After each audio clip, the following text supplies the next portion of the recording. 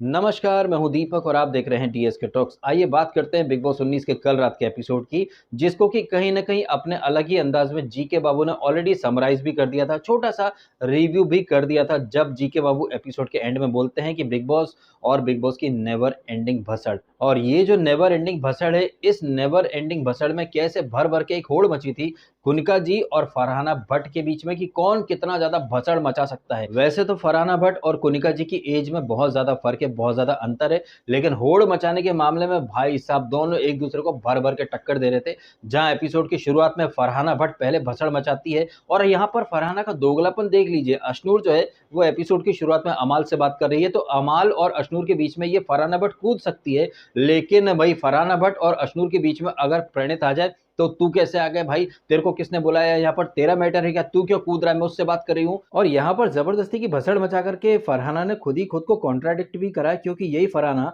Assembly room में बैठी थी। भाई अगर तुझे इतनी प्रॉब्लम थी तो तू इन लोगों के खिलाफ वो हाथ खड़े कर देती ना। जब मुकाबला टाई हुआ था, तू बोल देती कि हाँ, मैं चाहती हूँ कि अभिषेक और अश्नु नॉमिनेशन में चले जाएँ। तूने खुद ने वहाँ पर जीके का साथ दिया है, तू खुद उनके साथ रही है, लेकिन यहाँ आकर के छिले हुए गुर्दे दिखा रही है, वो भी खास तौर पर अश्नूर के ऊपर। अभिषेक से तुम कुछ नहीं बोल रही हो, लेकिन जब एपिसोड के आई थिंक आखिरी हिस्से में जब तान्या इसे टीज करती कि तेरे मन में लड्डू फूटा ना, तूने अभिषेक की वजह से इन दोनों को सेव करवाया ना, तो बोलती नहीं नहीं नहीं ऐसा कुछ नहीं, मैं तो भाई ऐसे थोड़ा नहीं, मेरा ऐसा कुछ भी नहीं है। उसने असेंबली रूम में भी फरहाना ने यही बोला था कि जहां पर कुनिका जी होंगी मैं उस चीज से अलाइन नहीं करूंगी, लेकिन आप देखें जो भसड़ कुनिका जी मचा रही हैं वैसी ही भसड़ तो ये फरहाना भी मचा रही है, तो इनडायरेक्टली तो उसी चीज से अलाइन कर रही है जो कुनिका ने शुरू करी है। लेकिन दिल को बहलाने को गालिब ख्याल अच्छा है, मन ही मन में ये अभिषेक को पसंद करती है। अभिषेक नॉमिनेशन में ना चला जाए इसलिए उसने जीके का साथ दिया, लेकिन बाहर आकर के अलग ही कलेश काट रही है भाई साहब।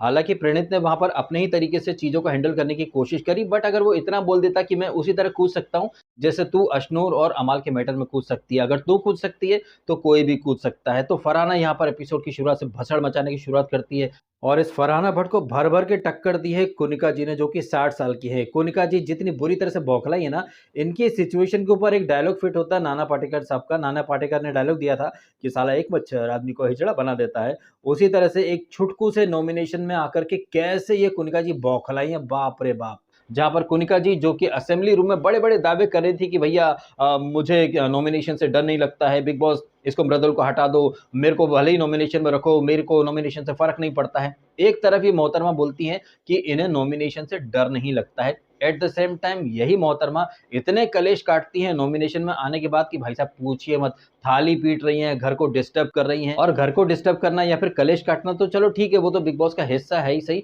लेकिन कुनिका जी जो कि वुमन एम्पावरमेंट का झंडा लेकर के चलती हैं, लड़कियों की रिस्पेक्ट की पीपड़ी बजाती हैं अलोंग विद तान्या मित्तल, लेकिन यही कुनिका जी तान्या मित्तल और नीलम के साथ बैठ कर के इसकी अश्नूर की बॉडी शेमिंग भी कर सकती हैं कि मोटी है, ऐसा वैसा है। ये कुनिका जी जो कि नेशनल टीवी पर एक लड़की की बॉडी शेमिंग कर सकती हैं, उसका कैरेक्टर असैसिनेट कर सकती हैं, लेकिन इन्हीं कुनिका मैडम को अगर सामने से कोई पलट करके आंटी जी बोल दे या फिर कुछ और, जिस तरह से अभिषेक बजाज मजे लेते हुए बोलता है कि आंटी जी जाओ भाड़ में, तो उस बात के ऊपर या फिर फरहाना ने कुछ बोल दिया तो उन बातों को लेकर के एक सीनियर सिटीजन को हरास कर रहे हो, मैं केस कर दूंगी। अब चूंकि क्या है कि ये वकील है ना भाई साहब, तो इन्हें पता है कि कौन सी धारा क्या वगैरह, और फरहाना बोलती भी तो है कि ये वकील हैं, ये लोगों के केस सॉल्व करती हैं या फिर वहां पर भी कॉम्प्लिकेट कर देती होगी मैटर को, या लोगों को ही भिड़ा देती होगी, भसड़ एक्सपर्ट है, इस तरह की बातें होती रहती हैं। तो वहां पर कुनिका जी कहती है कि मैं केस कर दूंगी, ये वो दुनिया भर का।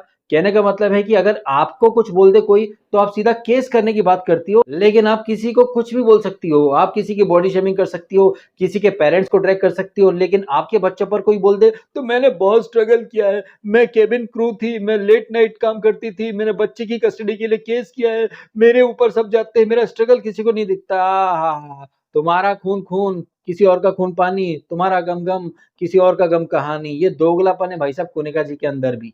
और बॉडी शेमिंग के साथ साथ कुनिका जी ने, तान्या ने और नीलम ने इसका अशनूर का कैरेक्टर असैसिनेशन भी शुरू कर दिया। जिस तरह से कुनिका जी कहती है ना कि मेरा दिल करता है कि मैं अशनूर से पूछूं कि तेरे माँ बाप क्या सोच रहे होंगे कि तू अभिषेक जैसे लड़के के साथ उठ रही है बैठ रही है। अरे अभिषेक एक कंटेस्टेंट है आपकी तरह, वो कोई मॉलेस्टर बलात्कारी या फिर आतंकवादी तो नहीं है जिस तरह से आप उसको ऐसे पोर्ट्रे कर रहे हो। आई होप कि ये पॉइंट सलमान खान पकड़ें और इन तीनों महिलाओं को, जो कि एक्चुअली में महिलाओं की इज्जत की पीपड़ी बजाती है, वुमन एम्पावरमेंट का झंडा लेकर के चलती हैं। तान्या मित्तल जिसने सेकंड वीक में कहा था ना इसको, फरहाना को नागिन बोलते हुए कि तूने 2 कौड़ी का कैसे बोल दिया है नीलम को, तू लड़कों की इज्जत कर मत कर, लेकिन तुझे लड़कियों की इज्जत तो करनी ही चाहिए। एक तरफ आप लड़कियों की इज्जत की बात करती हो, एट द सेम टाइम आप खुद एक लड़की होकर के दूसरी लड़की की बॉडी शेमिंग कर रही हो कि वो जिम जाती है लेकिन पतली नहीं हो रही है, वो तो आंटी है, वो तो डायनासोर है, वो तो दादी जैसी लगती है। और नीलम तूने देखा था पूल वाला शॉट में कितनी प्यारी लग रही थी ना, वो तो मुझसे भी बड़ी लगती है, मेरी मम्मा जैसी लगती है। हा। अब भाई साहब सूप बोले तो बोले, छलनी क्या बोले, जिसमें खुद हजारों छेद। ये तान्या मित्तल जो खुद एक फूला हुआ सिंगाड़ा है, आपको तो याद ही होगा ना जब इसे पूल में ढकेला था इसने मालती ने, और ये रोई थी तान्या मित्तल। भाई साहब इसका आपने चिन एरिया देखा होगा कैसे फूला हुआ सिंगाड़ा लग रहा था। अब हो सकता है कि बहुत सारे लोग मुझे ज्ञान दे कि भाई साहब तुम एक लड़की की बॉडी शेमिंग क्यों कर रहे हो, तुम उसे फूला हुआ सिंगाड़ा क्यों बोल रहे हो। तो भाई साहब मैं तो सिर्फ एक्शन का रिएक्शन कर रहा हूं, मैं आगे बढ़ के ना किसी का नामकरण करता हूं ना ही किसी पर पर्सनल जाता हूं, मैं तो सिर्फ एक्शन के ऊपर रिएक्शन देता हूं अपने, और वो भी उसी अंदाज में जिस अंदाज में चीजें एपिसोड में दिखाई जाती हैं। अगर बसीर लोगों को रिस्पेक्ट देता तो मैं भी बसीर को लचकीला बवासीर नहीं बोलता, लेकिन आपने देखा था बसीर कैसे जाजू जाजू बोला करता था। आपने सबने देखा कि कैसे अमाल और ये बसीर और इनका पूरा ग्रुप मिल करके इसको, प्रणीत को गांव वाला बोलते थे, ह्यूमिलिएट करते थे। तो उन सारी चीजों के ऊपर मैंने भी बसीर को झोपड़ी का बवासीर बोलना शुरू कर दिया, तो लोग कहने लग गए कि भैया आप पर्सनल जाते हो। अरे भैया मेरा क्या लेकर के वो चले गए जो मैं पर्सनल जाऊंगा, मैं तो सिर्फ एक्शन के रिएक्शन वाले अंदाज में, टिट फॉर टैट वाले अंदाज में अपने रिएक्शन और रिव्यूज लेकर के आता हूं। और यहाँ पर बॉडी शेमिंग की शुरुआत तो तान्या, नीलम और ये क्या है कुनिका जी, इन्हीं लोगों ने करी है ना। अब अगर ये किसी की बॉडी शेमिंग कर सकते हैं तो बदले में इनकी भी तो बॉडी शेमिंग होनी चाहिए या नहीं होनी चाहिए, ये आप खुद तय करें। एनीवेज देखने लायक बात ये होगी कि सलमान खान इस इंपॉर्टेंट पॉइंट को पिक करते हैं या नहीं करते हैं, या फिर एक बार फिर से तान्या और उसके आसपास के जो लोग हैं उन्हें क्लीन चिट देकर के चले जाते हैं। और तान्या मित्तल जिसे कि सलमान खान ने क्लीन चिट दे दी है, तो वो कितने घमंड में उड़ रही है। इनफैक्ट कल रात के एपिसोड में तो वो इससे मृदुल से सार्वजनिक रूप से माफी मांगने का आह्वान भी करती है कि मृदुल, सलमान सर ने मुझे सही साबित कर दिया, तो तुझे लगता नहीं है कि तुझे मुझसे ओपनली माफी मांगनी चाहिए। Wait a minute. Who are you? और मुझे ये देख करके वाकई में बहुत अच्छा लगा कि मृदुल अपने स्टैंड पर फर्म रहा और उसने तान्या की जो माफी वाली बातें, सॉरी वाली बातें हैं, उन्हें सिरे से इग्नोर करके सिर्फ ड्यूटी या फिर घर से संबंधित बातों पर ही मृदुल ने अपना ध्यान बरकरार रखा। हालांकि इसी मृदुल को थोड़ी देर पहले तान्या, नीलम, ये क्या अमाल, शहबाज, ये मिल करके मैनिपुलेट करने की कोशिश करते हैं, ब्रेन वॉश करने की कोशिश करते हैं कि भाई तेरे ग्रुप के लोग तेरे सगे नहीं है, तू सिर्फ एक नंबर गेम है। भर भर के ये लोग मृदुल को ब्रेन वॉश कर रहे थे, लेकिन इन लोगों की तमाम कोशिशों के बावजूद मृदुल जो है वो अब भी प्रणीत जी के, अभिषेक, अश्नूर, इन्हीं के साथ उठ रहा है, बैठ रहा है। हालांकि थोड़ी देर के लिए अभिषेक से आर्गुमेंट होता है इसका मृदुल का, जब ये मृदुल और अश्नूर कुछ पोहा लेकर के आते हैं कुनिका जी के लिए, अभिषेक पीछे से टोंटबाजी कर देता है, तब वहां पर मृदुल का थोड़ा सा आर्गुमेंट होता है अभिषेक से कि भाई तेरे को बड़ी चुल मची है, रुक जाना, समझ जाना। और कमोबेश ऐसा ही ज्ञान रात को अभिषेक बजाज को प्रणीत मोरे भी देता है, लेकिन अभिषेक बजाज तो अलग ही ट्रिप पर चल रहा है भाई साहब। वो मेरे को डिक्टेट कैसे कर सकता है, सुन के थोड़ी ना लूंगा मैं, सुनने थोड़ी ना आया हूं मैं। अरे यार अभिषेक इतना गलत लगा है वहां पर। और ये वही अभिषेक बजाज है मित्रों जो कि जब कप्तान बना था, क्लीन शेव करके, हाथ जोड़ करके, कैसे सबसे प्यार से, मोहब्बत से बातचीत करने आया था। लेकिन यहाँ पर यही अभिषेक देखो चोरी, ऊपर से सीना चोरी वाली हरकतें कर रहा है। ये हरकतें कहीं ना कहीं गर्दुल्ला पंथी की श्रेणी में आती हैं। अपनी गलती मानने के बजाय, सारे लोगों से हाथ जोड़ करके माफी मांगने के बजाय, अब आप लोग कहेंगे भैया वो हाथ जोड़ करके माफी क्यों मांगे। हाथ जोड़ करके माफी वो उसी तरह मांग सकता है ना जिस तरह से जब वो कप्तान बनकर के आया था, हाथ जोड़ करके सबसे प्यार मोहब्बत से पेश आ रहा था। वो चाहता तो यहाँ पर भी उसी अंदाज को वापस से दोहरा सकता था कि भाई लोगों मुझसे गलती हो गई है, मेरे एक छोटे से मिस्टेक से आप लोग नॉमिनेशन में आ गए हो। मैं जानता हूं कि आप लोग मुझसे बहुत ज्यादा अपसेट हो, बहुत ज्यादा हर्ट हो, बहुत ज्यादा नाराज हो, और आपकी नाराजगी जायज भी है, और इसलिए मैं आपको पूरा हक देता हूं कि भैया आप जो चाहो मुझे सुना सकते हो, आपको ड्यूटी नहीं करनी तो आपके हिस्से की ड्यूटी भी मैं ही कर लूंगा। इस तरह की बातें करके वो लोगों के साथ साथ ऑडियंस का भी दिल जीत सकता था। लेकिन अभिषेक बजाज तो अश्नूर नाम की लड़की के चक्कर में ऐसा पगला गया है। वो जो गाना है ना, एक लड़की देखी मुंह से सीटी, बजे हाथ से ताली, आइला आइला उपमा उपमा पोरी आली आली, लड़की देखी कि फिसल गया। वैसे ये जो गाना मैंने गाया है, ये गाना है उस फिल्म का जिसका नाम है मैं खिलाड़ी तू अनाड़ी। और ये जो पिक्चर का टाइटल है, ये कहीं ना कहीं जीके और अभिषेक के गेम को अच्छे से डिस्क्राइब भी कर देता है। अगर आप देखें शुरू के 4 या 5 वीक, तो GK was behaving like a cheerleader. Oh come on guys, please do good, वाह वाह, मजा आ गया, बहुत अच्छा खेलो, बहुत अच्छा खेलो। बाहर बैठ करके चीयर लीडिंग करते थे जी के बाबू और अभिषेक बजाज, जो कि अब लपड़ लग रहा है, लेकिन शुरुआती 4-5 वीक में आपने देखा था कैसे बैक टू बैक वो कप्तानी की दावेदारी में आता है। चौथी बार में तो कप्तान बन भी जाता है, लेकिन वहां पर सारा क्रेडिट ये मक्कर अशनूर लेकर के चली जाती है। लेकिन उसी अशनूर के साथ बैठ करके बार बार ब्लंडर कर रहा है यही अभिषेक बजाज, जो कि शुरुआती वीक्स में सबसे बड़ा खिलाड़ी या फिर खिलाड़ियों का खिलाड़ी के तौर पर हम सबको दिखाई दे रहा था और जी के बाबू चीयर लीडर के तौर पर दिखाई दे रहे थे। लेकिन अब एकदम से क्या सीन बदल गया, जज्बात बदल गए, हालात बदल गए। ये अभिषेक बजाज जो कि एक टाइम पर सबसे बड़ा खिलाड़ी था, वो अब बैकफुट पर आ चुका है और वो जी के बाबू जो सबसे ज्यादा बैकफुट पर थे, उन्होंने अंगद के पैर की तरह अपना फ्रंट फुट जो है वो गेम में जमा दिया है, टिका दिया है। जिस तरह से जी के बाबू ने असेंबली रूम में अपने दोस्तों के लिए स्टैंड लिया, फिर बाहर आकर के कोने कोने में उनको फीडबैक दे रहे हैं, उनकी गलतियों का एहसास करा रहे हैं, ये चीजें करके उन्होंने अपनी दोस्ती भी साबित कर दी और कहीं ना कहीं खुद को शो के हीरो के रूप में पोर्ट्रे भी कर दिया है।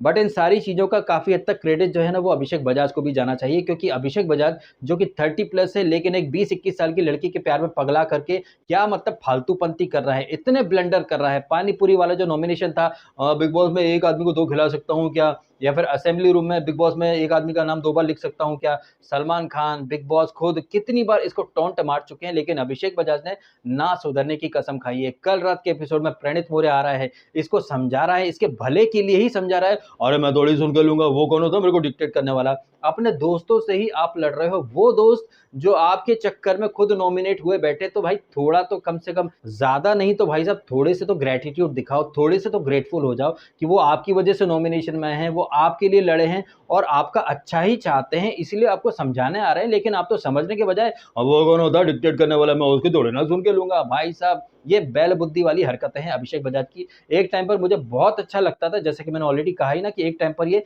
सबसे बढ़िया खिलाड़ी था, लेकिन अभी सबसे बड़ा अनाड़ी बन चुका है, वो भी एक नूबड़ी लड़की के चक्कर में।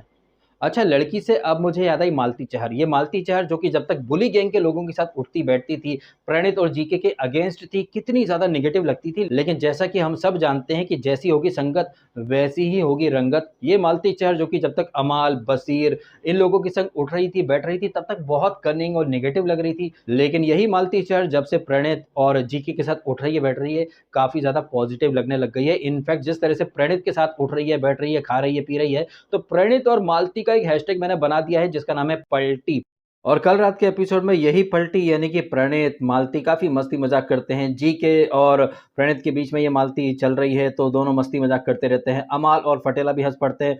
यही मालती जो है वो प्रणीत के साथ, अभिषेक के साथ और फरहाना, भसड़ मचाने वाली फरहाना के साथ मस्ती मजाक करते हैं। काफ़ी नोटी नोटी सी बातें होती है, काफ़ी सारे शब्द वहाँ पर म्यूट कर दिए जाते हैं। फिर बाद में पूरा सिनेरियो समझाने का जिम्मा एक बार फिर से हाइट नापने वाले यंत्र यानी कि मृदुल को समझा दिया जाता है। काफ़ी सारे शब्द म्यूट कर दिए गए थे।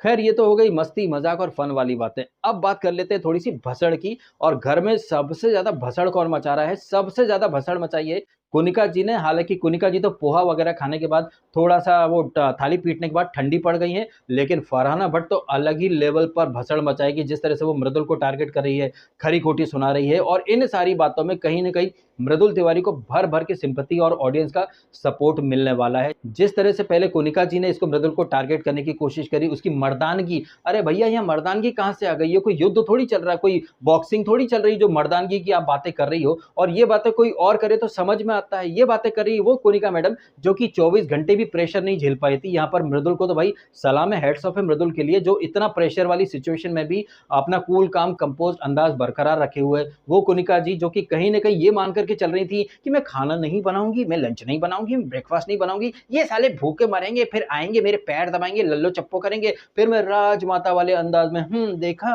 अब आए ना औकात पर, आ गया ना स्वाद, मेरी जरूरत पड़ी गई ना। आई थिंक कुनिका जी यही वाला माइंडसेट लेकर के चल रही थी कि भैया मैं खाना नहीं बनाऊंगी, और मेरी गुलमटी नीलम उसको तो एक ही चीज आती है, हम खाना नहीं बनाएंगे, हम खाना नहीं बनाएंगे। तो घर में 2 लोग जो कि खाना अच्छा बनाते हैं वो अगर खाना नहीं बनाएंगे तो मृदुल बैकफुट पर आ जाएगा। लेकिन हायरी फूटी किस्मत, यहाँ पर पर कुनिका जी और नीलम इन दोनों की ही प्लानिंग या इनके सपने चकनाचूर होकर के रह जाते हैं, क्योंकि इस आपदा में भी मृदुल ने एक अवसर ढूंढ लिया और पुष्पा वाले अंदाज में झुकने से मना कर दिया। जिस अंदाज में यहाँ पर मृदुल ने पूरे घर को संभालने की कोशिश करी है, हालांकि कैप्टन होकर के कोई काम नहीं करता, लेकिन मृदुल जो है वो आटा भी लगा रहा है, घर में झाड़ू भी लगा रहा है और खाना बनाने में हेल्प भी कर रहा है। उसकी मदद करने के लिए प्रणीत आता है, मालती भी आती है, थोड़ी देर के लिए अभिषेक भी आता है, नखरे वगैरह करने के बाद जीके भी आ रहा है काम करने। इनफैक्ट यहाँ पर तो फटेला भी आकर के चुपचाप से बर्तन धोने लगता है और फटेला यहाँ पर बर्तन कैमरे के लिए धो रहा है, साथ ही साथ वो सलमान खान को दिखाने के लिए भी धो रहा है, क्योंकि सलमान खान ने तो इसकी पोल पट्टी खोल दी थी वीकेंड का बार में कि तुम मृदुल के फॉलोअर्स को खुश करना चाहते थे, गुड बुक्स में आना चाहते थे, या फिर इनडायरेक्टली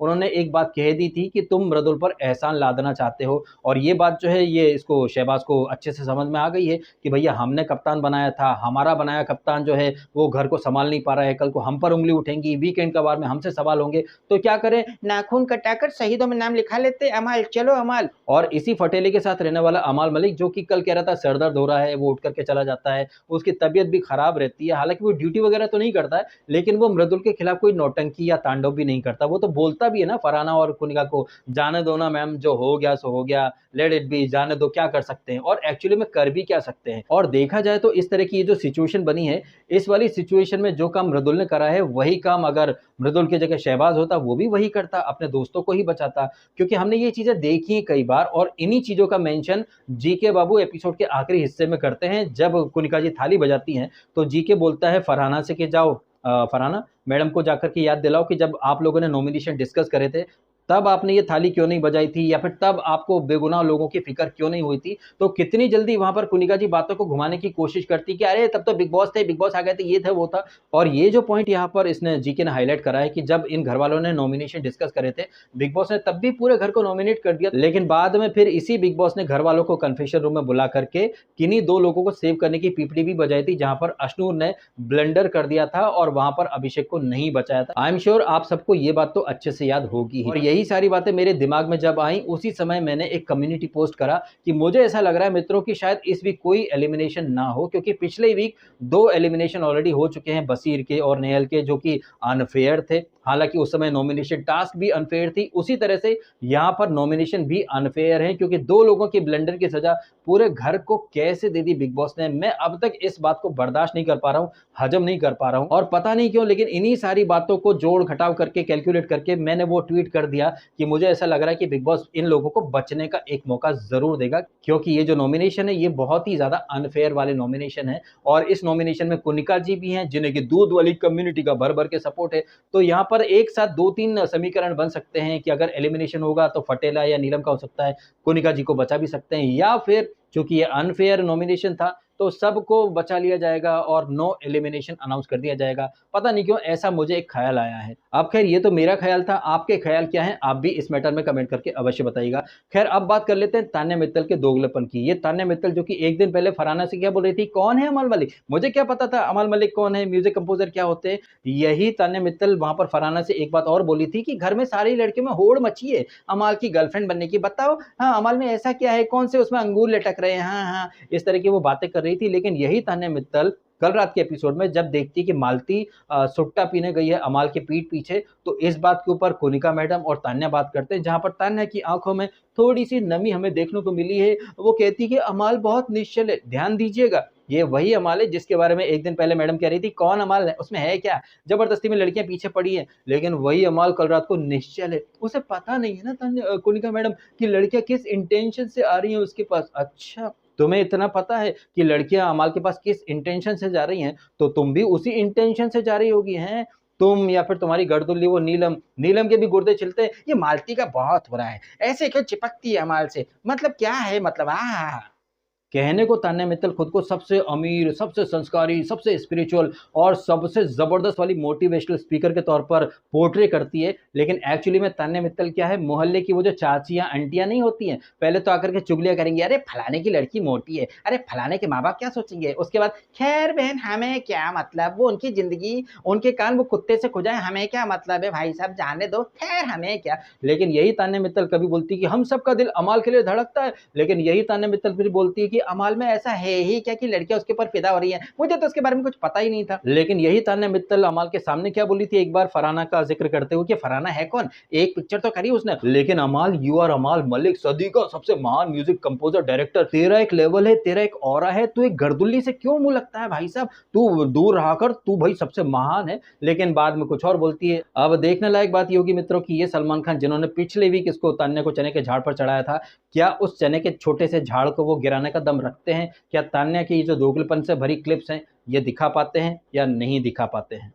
खैर ये जब होगा तब होगा, लेकिन कल रात के एपिसोड में जो हुआ वो तो हमने देख ही लिया कि कितनी बेशर्मी से और कितना मतलब बिलो द बेल्ट जा करके ये तान्या, नीलम और ये कोनिका जी चुगलियां कर रहे हैं, बॉडी शेमिंग कर रहे हैं, उस लड़की को डायनासोर बोल रहे हैं, आंटी बोल रहे हैं, दादी बोल रहे हैं, और खुद को भाई हम तो 15-16 साल नीलम तूने देखा था ना मैं लहंगे में कितनी अच्छी लग रही थी, हाँ भाई साहब खुद को ऐश्वर्या राय से सुंदर बोलती फिरेंगी, लेकिन हकीकत क्या है भाई साहब, सड़ी खाद जैसा थोबड़ा है, फूला हुआ सिंगाड़ा है, मम्मा मम्मा करती फिरती है। इसको तो बेल्ट ट्रीटमेंट मिलना चाहिए, लेकिन नहीं, सलमान खान तो अरे मृदुल तान्या सही थी, तुम सब गलत थे, कैसा एक नैरेटिव बनाया, और उस नैरेटिव रूपी गंदे नाले में कैसे ये बही चली जा रही है तान्या मित्तल, इसे अभी इन बातों का एहसास नहीं है। और इसी तान्या मित्तल की आजकल चड्डी बड्डी बनी हुई है ये फरहाना भट्ट, जो कि एक टाइम पर अच्छी गई थी, लेकिन अब तो इतनी बुरी तरह से गंद फैला रही है, और जिस तरह से आज रात के एपिसोड में ये पर्पसली मृदुल को इंस्टिगेट कर रही है, पोक कर रही है, टारगेट कर रही है, इन सारी बातों से फरहाना भट्ट का ही नुकसान होने वाला है, और मृदुल को मिलने वाला है जबरदस्त जन समर्थन। जिस तरह से मृदुल तिवारी पूरी सिचुएशन को हैंडल कर रहा है, और वो भी तब जबकि एक नल्ली सी एक्टिविटी की वजह से उसकी मर्दानगी के ऊपर सवाल खड़े हो रहे हैं, उसे सबसे कमजोर कप्तान साबित करने की होड़ मची है कोनिका और फरहाना के बीच में, और मृदुल तिवारी को सबसे कमजोर कप्तान साबित कौन करना चाहती है? वो कोनिका गर्दुल्ली, जो 24 घंटे में ही इस्तीफा दे गई थी। एटलीस्ट मृदुल तिवारी तुमसे तो बेहतर ही है, जिस तरह से वो कहते हैं ना लीडरशिप एक इंसान दिखाता है कि लीडिंग बाय एग्जांपल, वो खुद भी काम कर रहा है, कहने को कप्तान काम नहीं करता लेकिन वो झाड़ू लगा रहा है, सब कुछ तो कर रहा है यार, बच्चा क्या मतलब अपना सर काट के रख दे तुम्हारे सामने, जिस तरह से तुम उसको बुली कर रहे हो, ये चीजें बुली की कैटेगरी में आती हैं। जिस तरह से ये थाली पीट रही है फरहाना डंके की चोट पर, मतलब हर लिमिट क्रॉस कर रही है, वो भी तब जबकि सलमान खान ने ऑलरेडी बोल दिया था कि फरहाना तुम पोकिंग में लिमिट क्रॉस कर रही हो। अब देखते हैं यही फरहाना बट आज रात के एपिसोड में और कितना ज्यादा नीचे गिरती है और कितनी गंद फैलाती है। अब इन सारी बातों के ऊपर आपके क्या है रिएक्शंस, आपकी क्या है फीलिंग्स, जो भी है फीलिंग्स कमेंट के माध्यम से शेयर अवश्य कीजिएगा। वीडियो अच्छा लगा है तो लाइक अवश्य कीजिएगा और कीजिएगा चैनल को सब्सक्राइब यदि आपने नहीं किया है तो। मिलते हैं आपसे अगले वीडियो में। Thank you so much for watching.